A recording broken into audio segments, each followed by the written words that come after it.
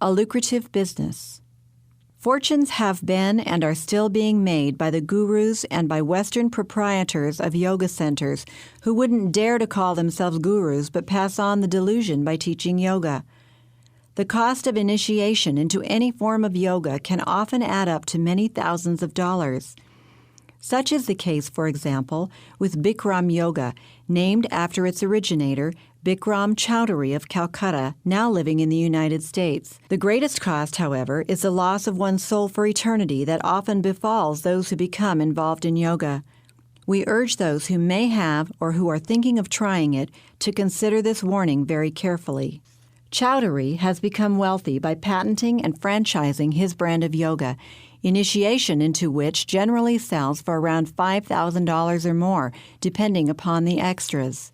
He, quote, argued in federal court that his precise sequence of yoga postures and breathing exercises should be eligible for copyright protection, end quote. That claim riled the yoga community.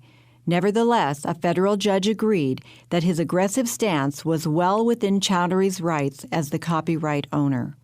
Choudhury has quite an empire to protect as the source of his wealth and power. There is a Bikram studio in almost every major city in America. Critics and rivals now know that he will sue anyone who dares to teach yoga without a license.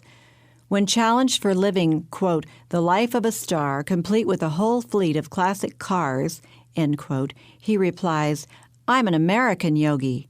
But what he teaches and has copyrighted, in spite of his own personal touches, is an ancient Hindu ceremony which, according to the authoritative textbooks, is fraught with spiritual danger.